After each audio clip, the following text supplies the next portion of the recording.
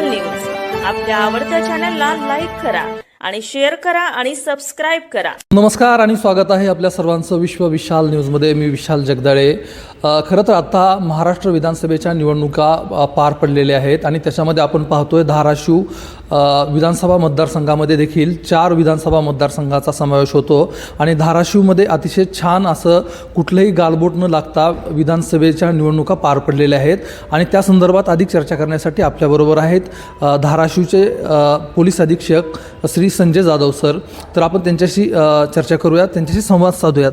Sir, काय सांगाल, तुम्ही कशा पद्धतीने नियोजन केलं होतं? एवढ्या अतिशय छान पद्धतीनं निवडणुका पार पडल्या।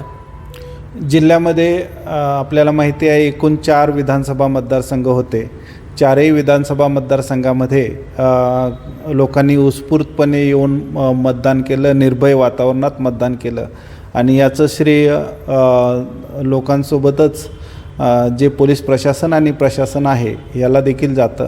आम्ही खूप बारीक गोष्टीचं खूप बारकाईनं नियोजन केलं होतं। त्याच्यामध्ये 4ही असेंब्ली कॉन्स्टिट्युएन्सीसाठी DYSP दर्जाचे इन्चार्ज ऑफिसर त्या ठिकाणी आपण दिलेले होते।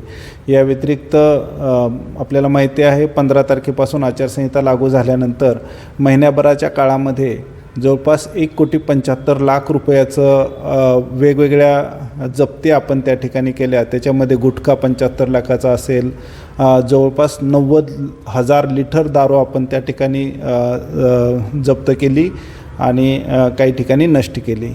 अशा पद्धतीच्या कारवाई केल्या। जवळपास 2100 लोकांवर वेगवेगळ्या हेडखाली प्रतिबंधक कारवाई केल्या आणि जे आपल्याला आर्म फोर्सेस आले होते तर त्या आर्म फोर्सेसच्या मदतीनं आपण त्या ठिकाणी रूट मार्च देखील घेतले होते आणि लोकांमध्ये एक विश्वासाचं वातावरण निर्माण झालं होतं आणि या सगळ्याचा रिझल्ट म्हणून आपल्याला या ठिकाणी ह्या निवडणुका अतिशय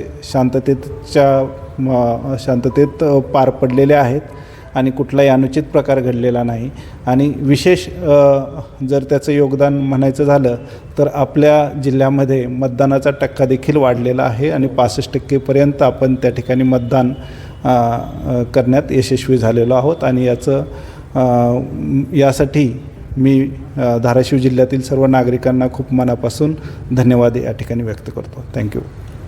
तर सरांनी सांगितलेलं आहे की कशा पद्धतीनं त्यांनी नियोजन केलं होतं आणि अतिशय छान पद्धतीनं नियोजन केल्यामुळं धाराशिव जिल्ह्यामध्ये कुठल्याही प्रकारचा अनुचित प्रकार न घडता लोकांनी उत्स्फूर्तपणे मतदान केलेलं आहे आणि याच्यामधनं मतदानाचा टक्का देखील वाढलेला आहे असं आपल्याला निवडणूक आयोगाकडनं समजलेलं आहे। सर, तुम्ही विश्व विशाल न्यूजशी संवाद साधला त्याबद्दल आपलं मनापासून आभार व्यक्त करतो। थँक्यू। धन्यवाद। आपण इथंच थांबूयात। विश्व विशाल न्यूजसाठी मी विशाल जगदाळे, धाराशिव। विश्व विशाल न्यूज आपल्या आवडत्या चॅनलला लाईक करा आणि शेअर करा आणि सबस्क्राइब करा।